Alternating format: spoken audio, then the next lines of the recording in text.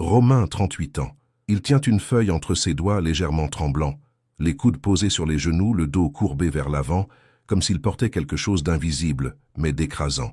Ses yeux parcourent les lignes imprimées, une fois, deux fois, trois fois, comme si les chiffres allaient changer entre une lecture et l'autre. Autour de lui, le hall de l'hôpital Lariboisière gronde doucement.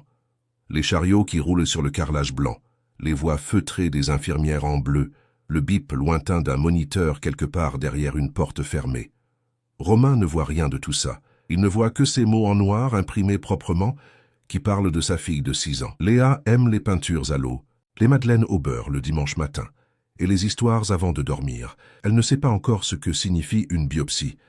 Romain lève les yeux une seconde, et c'est là qu'une femme en blazer marine s'assoit à côté de lui. Les cheveux lisses, les traits composés, une montre fine au poignet gauche, elle se penche imperceptiblement et murmure à voix si basse que seul lui peut entendre. « Soyez mon mari, je vous expliquerai tout. » Les mots qu'on chuchote changent tout. Il avait pris le RER B depuis Vincennes à 7 heures du matin, Léa endormie contre son épaule, son petit cartable rose entre les pieds. La veille, la maîtresse avait appelé, non pas pour parler d'école, mais parce que Léa s'était évanouie dans la cour pendant la récréation. Pas un malaise banal. La deuxième fois en un mois. Romain Ferrand, technicien de maintenance pour une PME de chauffage industriel dans le 19e arrondissement, n'avait jamais manqué un jour de travail en 8 ans.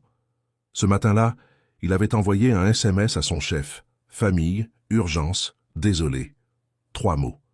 Il ne savait pas comment en écrire davantage. Il n'avait pas de femme à appeler, pas de belle-mère disponible, pas de famille parisienne. Isabelle, la mère de Léa, était partie quand la petite avait 18 mois. Un matin ordinaire, une valise, une note sur la table de cuisine. Romain n'avait pas cherché à comprendre. Il avait appris à faire les tresses, à réchauffer les repas le soir, à chanter faux pour que Léa s'endorme. C'était suffisant, jusqu'à aujourd'hui. Les mots qu'on chuchote changent tout. Dans la salle d'attente au 2e étage, les chaises grises formaient des rangées silencieuses. Un vieux monsieur toussait dans son poing. Une femme avec une poussette regardait son téléphone sans vraiment voir l'écran. Romain tenait la feuille de résultats que l'assistante médicale lui avait remise 20 minutes plus tôt, en lui disant que le médecin le recevrait dans l'heure. Dans l'heure. Comme si le temps n'existait plus. Il n'avait pas tout compris. Les termes médicaux se mêlaient dans sa tête comme du brouillard. Mais il avait compris anomalie hématologique. Il avait compris examen complémentaire urgent. Et il avait compris que Léa, sa fille aux peintures à l'eau et aux madeleines du dimanche, était peut-être malade d'une façon qu'il n'arrivait pas encore à nommer. Si vous avez déjà attendu seul une nouvelle qui pourrait tout changer, vous savez exactement ce que Romain ressentait en ce moment. Ce vide dans la poitrine, cette sensation que les secondes s'étirent et que les murs se rapprochent. Restez avec moi, parce que ce qui va se passer ensuite va vous surprendre. C'est dans cet état-là qu'une femme vêtue d'un blazer bleu marine s'était assise à côté de lui. Les mots qu'on chuchote changent tout. Elle ne correspondait pas à ce hall d'hôpital. Elle correspondait aux salles de conférence du quartier de la Défense, aux dîners d'affaires dans les restaurants du 8e arrondissement, aux premières pages de Le Monde Économie. Pourtant, elle était là, assise sur une chaise en plastique gris, les mains posées sur ses genoux avec une précision étrange, comme si elle s'était entraînée à paraître calme. Delphine Arnaud, 41 ans, fille unique d'Henri Arnaud, fondateur du groupe Arnaud Santé, 3e entreprise pharmaceutique française par chiffre d'affaires. Depuis la mort de son père 3 ans plus tôt, Delphine dirigeait le groupe depuis leur siège de Lyon, avec un bureau secondaire à Paris, avenue Montaigne. Romain ne savait rien de tout ça. Il l'avait regardée s'asseoir en se demandant vaguement pourquoi une femme comme elle attendait dans ce couloir plutôt que dans une clinique privée. Elle avait attendu 30 secondes exactement avant de parler. « Vous avez l'air d'un homme honnête », dit-elle à voix basse. « Pardon ? Je sais que c'est absurde. Je sais aussi que vous lisez des résultats médicaux et que ce n'est pas le moment. Mais j'ai besoin d'une réponse avant d'entrer dans ce bureau dans 20 minutes. » Romain l'avait regardé. Ses yeux n'exprimaient ni folie ni naïveté, seulement quelque chose de contracté, de retenu, comme quelqu'un qui a calculé chaque option possible et ne lui en reste qu'une. « Soyez mon mari », avait-elle chuchoté. « Pas pour toujours. Pour aujourd'hui. Pour cette réunion. Et en échange, je peux vous aider. »« Vous aider » avait-il répété, incrédule. « Cette feuille que vous tenez, je dirige un groupe pharmaceutique, Je connais les meilleurs hématologues pédiatriques de Paris. Votre fille pourrait avoir un rendez-vous cet après-midi. Pas dans 6 semaines, cet après-midi. Les mots qu'on chuchote changent tout. Romain avait serré la feuille sans s'en rendre compte. Pourquoi moi? Parce que vous êtes là. Parce que vous avez les mains d'un homme qui travaille. Parce que vous n'avez pas l'air de chercher quelque chose. Je cherche à comprendre ce qui arrive à ma fille. Je sais, c'est exactement pour ça. Un silence avait flotté entre eux. Dans le couloir, une infirmière avait poussé un chariot métallique. La femme à la poussette était partie. Le vieux monsieur toussait encore. « C'est quoi cette réunion ?» avait-il demandé. Elle avait hésité, la première fois depuis qu'elle avait ouvert la bouche. « Le conseil d'administration veut me retirer la direction du groupe. Ils estiment qu'une femme seule, sans famille stable, ne peut pas incarner les valeurs du groupe Arnaud. Si j'arrive accompagné d'un mari, ils perdent un argument. Les mots qu'on chuchote changent tout. Vous êtes sérieuse ? Absolument. Un cliffhanger suspendu dans l'air du couloir. Romain venait de comprendre que cette femme n'était pas seulement puissante, elle était, en ce moment précis, aussi fragile que lui. 20 minutes. C'est le temps qu'ils avaient. Delphine lui avait expliqué l'essentiel dans un murmure rapide et précis. La réunion du conseil dans la salle de direction de la clinique Saint-Joseph, à 200 mètres de là. Une clinique privée appartenant partiellement au groupe Arnaud. Son oncle Gérard, vice-président du conseil, avait manœuvré depuis des mois pour la remplacer par un directeur extérieur. L'argument officiel, son célibat, son isolement, son manque de stabilité familiale selon leurs termes. Une vision du monde qui lui levait le cœur. Mais le conseil était conservateur, et les actionnaires familiaux votaient avec leur peur. Si vous entrez avec moi, il suffira de rester à côté, de ne rien dire qui soit faux, juste votre présence. Romain avait regardé la feuille dans sa main, puis la femme devant lui. Et ma fille? J'appelle le professeur Renard dans la minute. C'est le meilleur pédiatre hématologue de l'AP-HP. Il vous reçoit aujourd'hui. Les mots qu'on chuchote changent tout. Il y avait quelque chose de vertigineux dans ce moment. 2 vies qui n'avaient aucune raison de se croiser, réunies par le hasard d'une salle d'attente et une feuille de résultats. Romain pensait à Léa, à son rire quand il lui chatouillait la nuque le matin, à la façon dont elle serrait son ourson contre elle pour dormir. Il pensait à cette nuit où il avait regardé le plafond jusqu'à 4 heures du matin en se demandant s'il était à la hauteur d'élever une enfant seule. Bonjour, si ce contenu te plaît, abonne-toi à la chaîne et laisse un like. Merci. Si vous êtes parent, vous savez que ce moment-là, quand votre enfant a besoin de vous et que vous avez peur de ne pas suffire, c'est le plus solitaire du monde. Dites-moi dans les commentaires si vous ressentez ça, vous aussi. D'accord, dit-il. Delphine l'avait regardé comme si elle s'attendait à ce qu'il change d'avis. D'accord, répéta-t-elle. D'accord. Pour ma fille, elle avait sorti son téléphone, un geste vif, professionnel, et composé un numéro. 3 phrases, 2 noms, 1 heure. Quand elle avait raccroché, elle lui avait dit « Léa peut être vue à 16 heures, service pédiatrie, hôpital Necker ». Romain avait senti quelque chose se dénouer dans sa gorge. Les mots qu'on chuchote changent tout. Dans la salle de direction, l'oncle Gérard, 62 ans, costume gris, regard méfiant, avait observé Romain de la tête aux pieds avec la discrétion d'un homme qui ne pratique aucune discrétion. Romain portait sa veste de travail kaki et ses jeans propres du mercredi. Il avait les mains d'un technicien et la posture d'un homme qui n'avait pas dormi depuis 2 jours. Il était l'opposé exact de ce que cette salle attendait. Et c'est peut-être pour ça que tout avait fonctionné. Parce que, quand Delphine avait posé sa main sur la sienne, devant les 6 membres du conseil, personne n'avait douté. Il n'y avait rien de calculé dans ce geste, juste 2 personnes qui venaient de se faire confiance à l'aveugle et dont les mains se souvenaient de ça, cliffhanger. Mais pas celui qu'on attendait. À la sortie de la réunion, Gérard avait pris Romain à part. Et il lui avait dit, sourire froid aux lèvres, « Je sais qui vous êtes. Et je saurai qui vous n'êtes pas. » Romain avait retrouvé son fils, non, sa fille, Léa à 16 heures à Necker.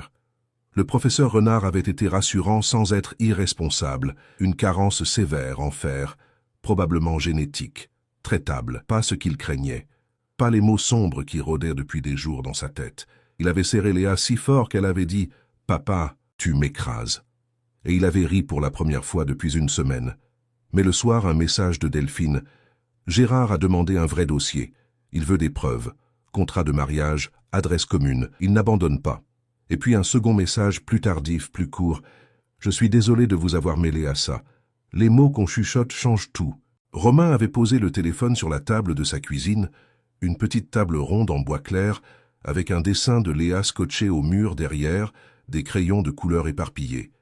Il avait regardé cet espace, son espace, construit brique par brique depuis 7 ans, et il avait pensé à cette femme seule dans un bureau avenue Montaigne, entourée de puissance et de solitude en parts égales. Il l'avait rappelé. « Gérard a raison sur une chose, dit-il. Laquelle? Vous avez l'air seul. Pas faible, seul. C'est différent. » Un silence. « Romain, votre père a construit quelque chose.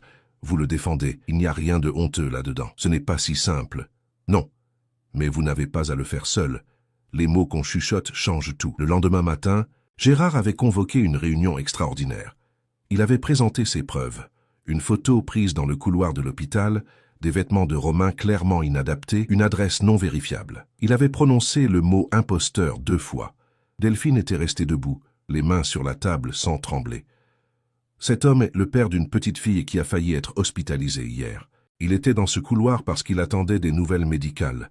Et moi, j'étais là pour une consultation que vous financez. Alors oui, nous nous sommes rencontrés dans un hôpital. Est-ce que c'est suffisamment indigne pour votre conseil?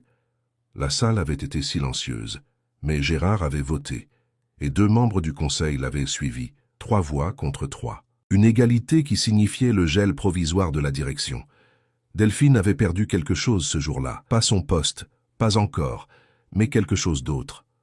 Le sentiment que se battre seul était encore possible. En sortant, Romain avait vu ses yeux. Elle n'avait pas pleuré, mais elle était épuisée d'une façon que les gens qui ne dirigent jamais rien ne comprennent pas. Les mots qu'on chuchote changent tout. Ce soir-là, il s'était retrouvé par hasard, ou presque, sur le quai du métro Réaumur-Sébastopol. Elle rentrait à pied, lui attendait la ligne 4. La ville autour d'eux bourdonnait encore, mais avec cette douceur particulière que Paris prend parfois en fin de journée, quand la lumière devient oblique et que les façades haussmanniennes ressemblent à de l'or tiède. « Léa va mieux ?» avait-elle demandé. « Oui, carence en fer. Traitement simple. » Elle m'a demandé pourquoi j'avais l'air d'avoir pleuré. Delphine avait souri. Le premier vrai sourire depuis 2 jours. « Et vous lui avez dit quoi? Que papa est parfois stupide et qu'il s'inquiète pour rien. » Ce n'est pas stupide. Non. Mais c'est ce qu'on dit aux enfants de 6 ans. Les mots qu'on chuchote changent tout. Ils avaient marché ensemble jusqu'au boulevard de Strasbourg sans vraiment décider de le faire. Elle lui avait parlé de son père, Henri Arnaud, homme de conviction qui avait voulu que le groupe serve avant de gagner, de la façon dont elle portait ce poids depuis sa mort. Lui avait parlé d'Isabelle, pas avec amertume, juste avec la netteté tranquille d'un homme qui a eu le temps de comprendre. 2 solitudes qui ne cherchaient pas à se fusionner, qui cherchaient, peut-être, à se reconnaître. « Vous n'auriez pas dû faire ça pour moi, dit-elle finalement. Je ne l'ai pas fait pour vous. Je l'ai fait parce que vous avez sauvé ma fille d'1 semaine d'attente que je n'aurais pas supportée. C'est honnête. Vous avez dit que vous aimiez les gens honnêtes. » Elle l'avait regardé, vraiment regardé, sans le filtre du calcul ou de la stratégie. « Oui, je l'ai dit. Les mots qu'on chuchote changent tout. » Il avait sorti de sa poche un dessin froissé. Léa avait dessiné ce matin-là une maison avec 2 fenêtres et un soleil en haut à droite, comme tous les enfants de 6 ans dessinent les maisons. Il l'avait gardé sans savoir pourquoi. Il le lui avait tendu. « Pourquoi faire ?» avait-elle demandé. « Parce que les gens qui se battent seuls ont parfois besoin d'un dessin ridicule, quelque part dans leur bureau. » Elle avait pris le papier. Elle l'avait plié soigneusement et glissé dans la poche intérieure de son blazer. 3 ans plus tard, printemps à Lyon. Le groupe Arnaud Santé venait d'inaugurer son nouveau centre de recherche pédiatrique, le premier en France, spécialement dédié aux maladies hématologiques de l'enfant. Delphine avait porté le projet pendant 2 ans. Le conseil avait voté à l'unanimité. Gérard avait pris sa retraite anticipée en janvier. Dans le grand hall vitré du centre, il y avait une plaque. Pas au nom d'Henri Arnaud, pas au nom de Delphine. Juste une phrase gravée dans le métal clair. Parce que certains enfants n'ont pas le temps d'attendre. Léa, 9 ans maintenant, les cheveux attachés en 2 petites tresses que son père faisait encore mieux qu'avant, courait dans les couloirs en criant que le sol était de la lave. Romain la suivait des yeux avec ce sourire-là, le sourire des parents qui ont eu peur et qui n'oublieront jamais ce que ça fait d'avoir peur. Delphine s'était approchée de lui par derrière. « Elle tient de toi, dit-elle. »« Le niveau sonore, oui. » Elle avait ri, ce rire qu'il connaissait maintenant, celui qui vient du ventre et non de la politesse. Ils n'étaient pas mariés. Ils n'avaient jamais rejoué la scène du couloir d'hôpital. Ce qui existait entre eux était plus difficile à nommer, plus réel aussi peut-être, que tout ce qui se décide en 20 minutes dans une salle d'attente. Deux personnes qui avaient appris, lentement, à ne plus porter seules ce qu'elles portaient. Les mots qu'on chuchote changent tout. Léa s'était arrêtée net au milieu du couloir. Elle s'était retournée vers eux deux, son père et cette femme qui venait parfois le dimanche manger des madeleines à la maison, et elle avait dit très sérieusement, les mains sur les hanches, « Vous faites quoi, vous deux, à traîner ?» Romain et Delphine s'étaient regardés, et tout ce qu'ils n'avaient jamais dit à voix haute était dans ce regard-là. Les mots qu'on chuchote changent tout. Si cette histoire vous a touché, dites-moi dans les commentaires. Est-ce qu'il y a quelqu'un dans votre vie qui vous a aidé à un moment où vous n'attendiez plus rien? Partagez cette vidéo avec quelqu'un qui affronte quelque chose de difficile en ce moment. Parfois, savoir qu'on n'est pas seul suffit à changer une journée entière. Et si vous voulez soutenir ce type d'histoire, le Super Thanks est juste en dessous. Merci d'être là.